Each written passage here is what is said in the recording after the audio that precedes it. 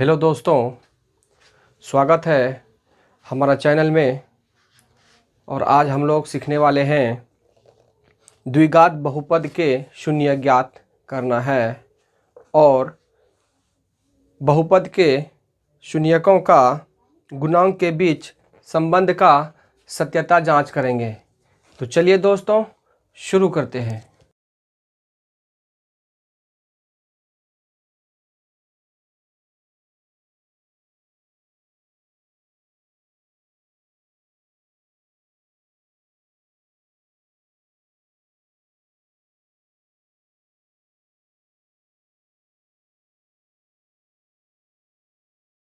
तो दोस्तों द्विघात बहुपद के शून्य ज्ञात करना है और शून्यकों के गुणांकों के बीच के संबंध की सत्यता की जांच करेंगे। तो नंबर 1 को बनाते हैं।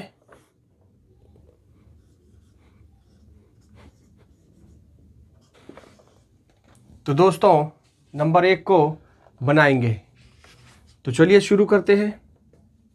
तो सबसे पहले दोस्तों शून्य ज्ञात करने के लिए हमें इसे गुणनखंड के रूप में तोड़ना पड़ता है। तो सबसे पहले हमें इस 2 को इस तरह से तोड़ेंगे कि जोड़ने पर या घटाने पर इतना ही हो और गुणा करने पर इन दोनों के गुणा करने पर जितना होता है उतना हो। तो चलिए करते हैं।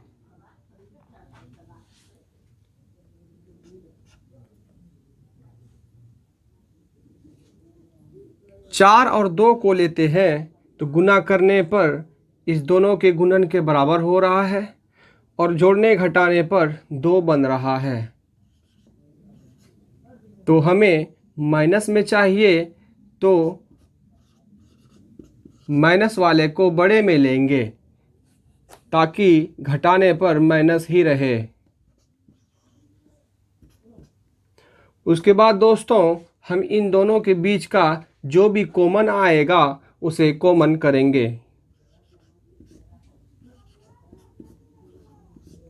अब इन दोनों के बीच का जो भी कॉमन आएगा हम कॉमन करेंगे। यहाँ पर माइनस भी आता है कॉमन और 4 भी आता है। तो हम माइनस को ले लिए तो सिर्फ x बचा है और इसके माइनस को ले लिए तो इसमें प्लस बचेगा। तो दोस्तों आप यहाँ पर देखते होंगे कि जो माइनस है वो प्लस हो चुका है। इसका कारण ये है कि जब हम इसको गुना करेंगे तो ये -4x होगा और 4 दूनी 8 8 होगा, लेकिन माइनस के साथ प्लस को गुना करेंगे तभी माइनस होगा। अगर हम माइनस रखते तो माइनस के साथ गुना होके प्लस हो जाता, जो गलत होता। इसके बाद दोस्तों यहाँ पर आप देख रहे होंगे कि ये एक पद है और ये एक पद है। इन दोनों के बीच जो कॉमन आता है उसे हम कॉमन करेंगे। तो हमारा कॉमन ये आता है और जो बच जाता है दोस्तों हम उसे भी लिख देंगे। हमारा ये और ये बच चुका है। तो दोस्तों अभी ये गुणनखंड में हो चुका है। अब इसका x में मान निकालेंगे। तो सबसे पहले दोस्तों अगर हम इस वाले को रखते हैं तो इस वाले को हमें उधर भेजना होगा।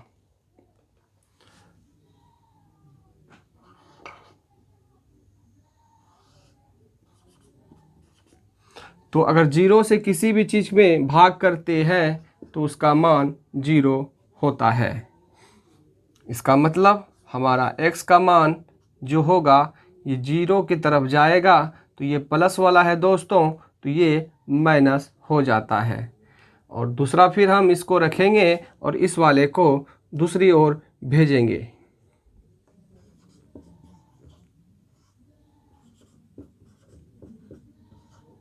तो दोस्तों हम इसको दूसरी ओर लिखेंगे। तो 0 के साथ में ये 0 हो जाता है। तो x बराबर हो जाएगा, ये माइनस है, ये उधर जाते ही ये प्लस में बन जाता है। तो दोस्तों हमारा शून्य ज्ञात हो चुका है।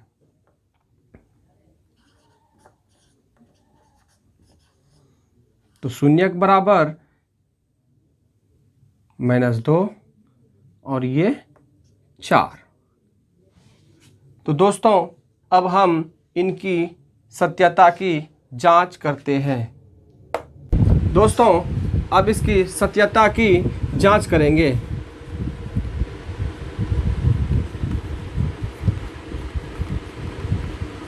तो सत्यता की जांच में दोस्तों हमें दोनों शून्यक का योग और गुणनफल ज्ञात करनी है।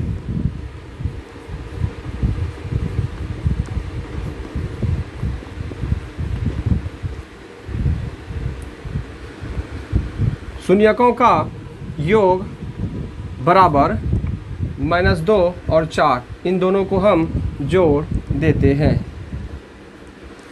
तो जोड़ने के बाद दोस्तों हमारा 2 प्राप्त होता है और शून्यकों का योग का एक सूत्र होता है -b/a, यानी कि ये जो b है दोस्तों और a जो है ये क्या है, ये हमारा a होता है, ये हमारा b होता है और ये हमारा c होता है। तो उसके बाद हम पहले शून्यकों का गुणनफल निकालेंगे तब c आता है। तो शून्यकों का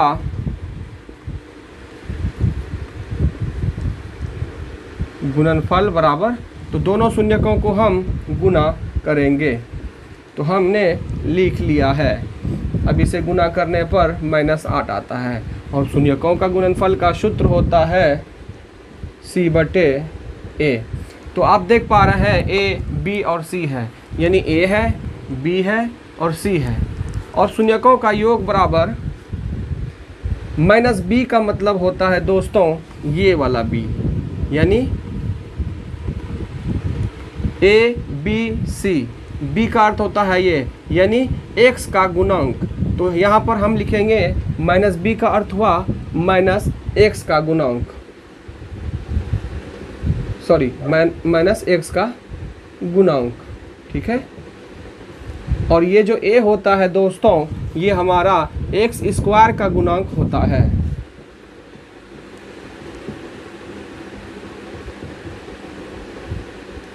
और आप नीचे वाले देखेंगे तो c है, a b c। c जो होता है दोस्तों ये ओचर होता है,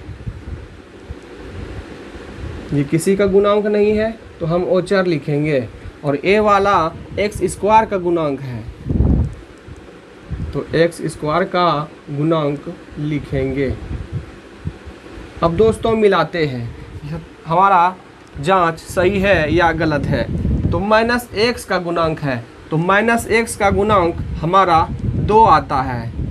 तो दोस्तों हमारा यहाँ 2 है, इसका मतलब सही है। उसके बाद दोस्तों a जो है इसके नीचे में 1 आता है, यानी हमारा x का गुणांक 1 होना चाहिए, यानी 1 है हमारा। और उसके बाद c को देखेंगे दोस्तों ये -8 आता है जो हमारे पास है। उसके बाद दोस्तों इसके नीचे में भी 1 छिपा हुआ होता है जो x² का गुणांक है, यानी हमारा ये भी 1 है। इसका मतलब दोस्तों हमारा जांच बिल्कुल सही है। अब चलते हैं अगले नंबर की ओर। दोस्तों अब इसकी सत्यता की जांच करेंगे।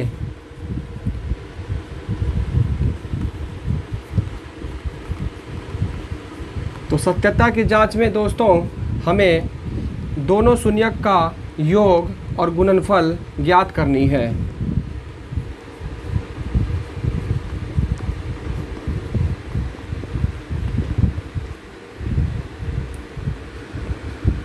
शून्यकों का योग बराबर -2 और 4, इन दोनों को हम जोड़ देते हैं। तो जोड़ने के बाद दोस्तों हमारा 2 प्राप्त होता है और शून्यकों का योग का एक सूत्र होता है -b/a, यानी कि ये जो b है दोस्तों और a जो है ये क्या है, ये हमारा a होता है, ये हमारा b होता है और ये हमारा c होता है। तो उसके बाद हम पहले शून्यकों का गुणनफल निकालेंगे, तब c आता है। तो शून्यकों का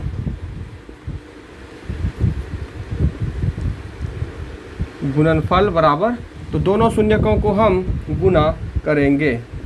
तो हमने लिख लिया है। अब इसे गुना करने पर -8 आता है और शून्यकों का गुणनफल का सूत्र होता है c/a। तो आप देख पा रहे हैं a, b और c है, यानी a है, b है और c है।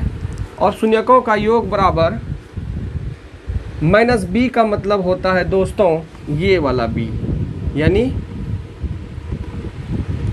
a b c। b का अर्थ होता है ये, यानी x का गुणांक।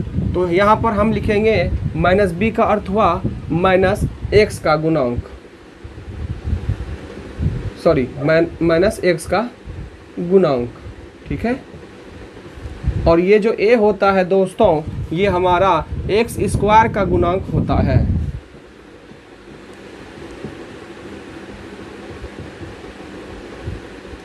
और आप नीचे वाले देखेंगे तो c है, a b c। c जो होता है दोस्तों, ये ओचर होता है, ये किसी का गुणांक नहीं है तो हम ओचर लिखेंगे। और a वाला x² का गुणांक है, तो x² का गुणांक लिखेंगे। अब दोस्तों मिलाते हैं, हमारा जांच सही है या गलत है। तो -x का गुणांक है, तो -x का गुणांक हमारा 2 आता है। तो दोस्तों हमारा यहाँ 2 है, इसका मतलब सही है। उसके बाद दोस्तों a जो है, इसके नीचे में 1 आता है, यानी हमारा x का गुणांक 1 होना चाहिए, यानी 1 है हमारा। और उसके बाद c को देखेंगे दोस्तों, ये -8 आता है जो हमारे पास है। उसके बाद दोस्तों इसके नीचे में भी 1 छिपा हुआ होता है जो x² का गुणांक है, यानी हमारा ये भी 1 है। इसका मतलब दोस्तों हमारा जांच बिल्कुल सही है। अब चलते हैं अगले नंबर की ओर।